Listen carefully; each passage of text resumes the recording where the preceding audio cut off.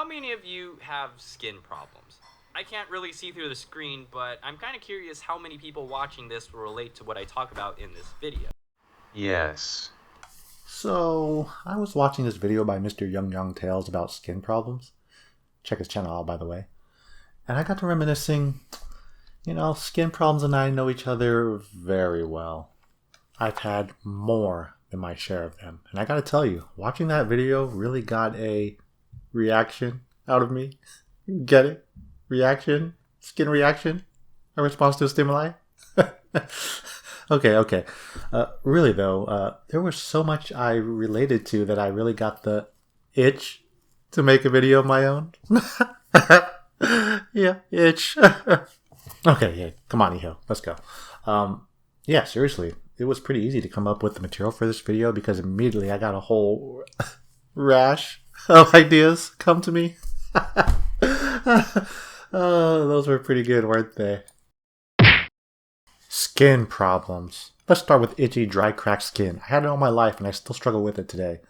I'll go ahead and even lump in rashes in this category. I had them everywhere. They were worse on my hands and arms, but also neck, chest, back, and face. It's frustrating, painful, pretty unsightly. The more you itch, the worse it gets and the more it spreads. My mom took me to many dermatologists and Chinese herbalists in my youth. I tried medicine remedies of both Eastern and Western variety. Ointments, pills, creams, herbs, teas. Nothing seemed to get me under control. I remember in elementary school, I would often show up to class with big old bandages over my bloodied hands, and my classmates would want to know what the deal was. Like, why did it look like I just had an intense round of patty cake with Edward Scissorhands, Wolverine, and Freddy Krueger? They were intrigued, and I obliged, and needless to say, they were totally grossed out. And why wouldn't they be? I was like a Ripley's Believe It or Not freak show.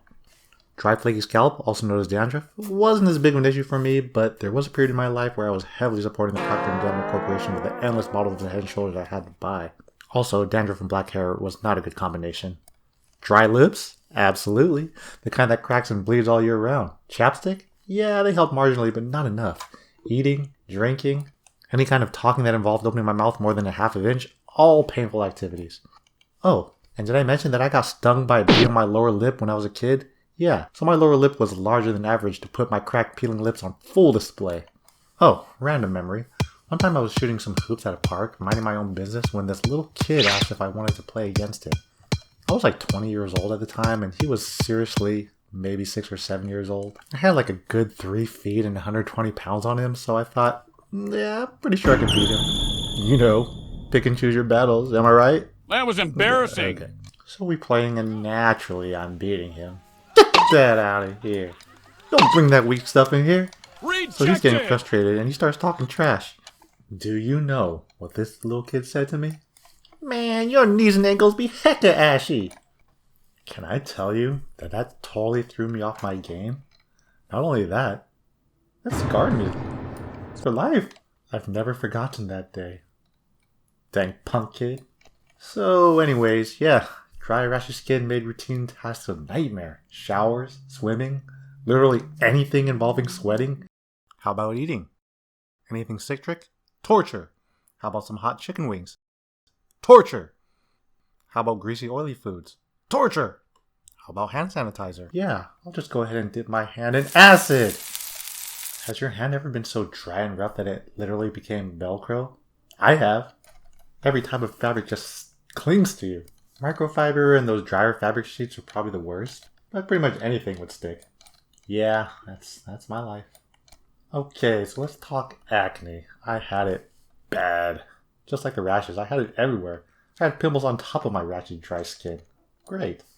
No place was spared. Face, chest, back, neck. High school and college years were the worst. I still have them today. Not nearly as bad, but why would you leave me alone? I mean, back in the day, they literally took over my entire body. I'll admit that I made it worse by not leaving well enough alone, by trying to squeeze every pimple that I could. It's like they were taunting me, mocking me. I got a strange, twisted sense of accomplishment by defeating them. The prize, of course, is an even more irritated spot that's even more sore and leaves a scar that's 3 times larger than it would have been had I just left it alone, and the scar lasts for weeks instead of maybe days. It literally now looks like a gunshot wound.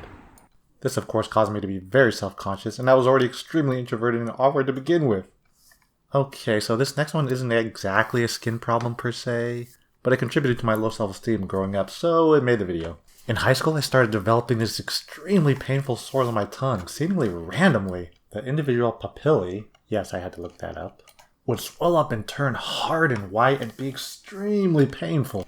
I would constantly scrape my tongue with my teeth, bite down on my tongue until it would bleed just to somehow cope with the pain. Awful stuff. My mom found some Chinese medicinal powder that was supposed to, I actually don't know exactly what it was supposed to do, but my mom said it was supposed to have some healing properties. So I would apply this powder a few times a day directly onto my tongue. Now, to let the medicine do its thing for as long as possible before swallowing it, I would leave my tongue out with this brown powder on it while walking around campus. You can imagine how cool I looked.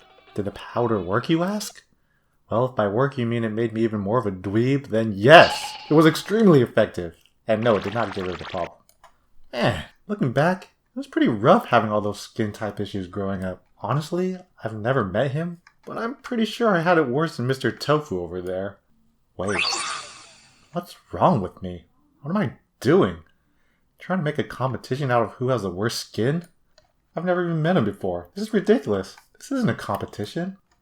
It's not even close. I went hands down. You know why? I haven't even talked about cold sores. Oh boy.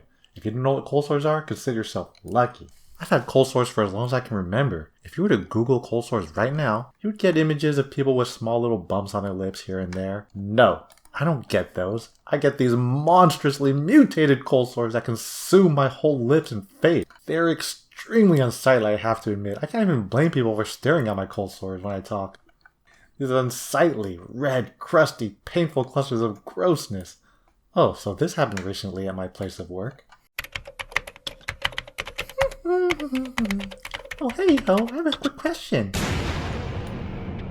Yeah, sure, what's up? Oh, I'm sorry. I didn't know you were in the middle of eating. I'll come back later. No, it's fine. I snack all the time. Don't worry. I can see that, based on that ginormous food crumb on the side of your face. Oh, yeah, no, that's actually my my cold sore. Yeah, it's in the crusting over phase right now. It's pretty painful actually. Oh, look at that! It's leaking. So, what was your question? Oh, so uncomfortable for her. I felt bad for her. So, anyways, yeah, me, skin problems, low self-esteem. We spent a lot of time with each other. Misery loves company, doesn't it? Oh, if you were wondering what was causing my tongue swelling, it was an allergic reaction to chocolate. Yeah. How do you even develop an allergic reaction to something you've ate all your life without any issues? That was a rough discovery for me, because I love chocolate. But the doc said Benadryl would help me when my tongue started swelling. I do keep a trusty bottle of Benadryl lying around just in case. It got me through some dark times. Oh, I wanted to mention a little story about my loving mother's attempted remedies for one of my many skin problems. In this case, rashes. One time in my early 20s, I had this particularly pesky neck rash that just wouldn't go away. My mom was always researching alternative natural remedies, and she had read somewhere in a Chinese medical journal that raw garlic would get rid of rashes. This cure didn't involve eating garlic, but applying it directly to the affected skin area. The reasoning being that garlic is so potent that it would literally kill whatever germs were causing the rashes. At that point, I was willing to give it a try, so she minced up a bunch of raw garlic, placed it in saran wrap, and slapped it on my rashy neck. I'll tell you, it instantly felt like death. Now imagine that on top of raw, rashy, exposed skin. Bullseye! Getting all up in those crevices and exposed flesh. Man, I was literally in tears, banging on the floor, writhing in pain until I couldn't bear the pain anymore. How long did I have it on my neck, you say? 5 minutes? 10 minutes? 1 hour later. I literally had burn marks on my neck from the garlic for months. You know what? Now that I think of it, I wonder if my mom thought she was reading one of her medical books, but accidentally picked up the instruction booklet to Castlevania and was trying to figure out how to kill Dracula. So, to summarize, I've had and continue to have a number of skin conditions. Actually, my wife has also started to get some dry, blotchy skin issues, which I'm sure she really appreciates me sharing on YouTube to all of my viewers. Seriously though, She might be overtaking me in the department of messed up skin. Oh, hang on. Seriously though, it's amazing how many of our conversations actually revolve around how we hope that our children don't get either of our bad genes of having skin issues. Yeah, I know. We're strange. Really though, I've learned over the many painful years that you should not let your outward appearance dictate how you feel about yourself. I know, easier said than done, but it's true. Certainly, if it's a medical condition, do your best to keep it under control, but it's not always possible. If there's a visible component to your condition, learn to be okay with it. Don't let it determine how you feel about yourself, because at the end of the day, you have to be comfortable in your own skin. Oh hey, look at that. A little play on words. Wait, no. I didn't even mean to do that. I mean, it does apply both ways, but I actually meant being comfortable with your actual literal skin, not metaphorically, or... oh no.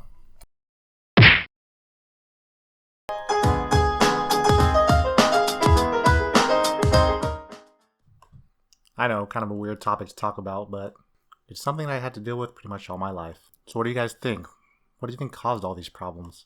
When I was younger, we lived by a canal, and my mom still firmly believes that because I played with toads, I have all these skin problems.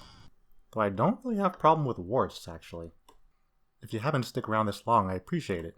And if you found any of it even remotely entertaining, please consider subscribing. And hey, it's not going to cost you anything. I think from now on I'm going to try to make my videos a little bit shorter, because I know your time is important. Alright guys, thanks a lot.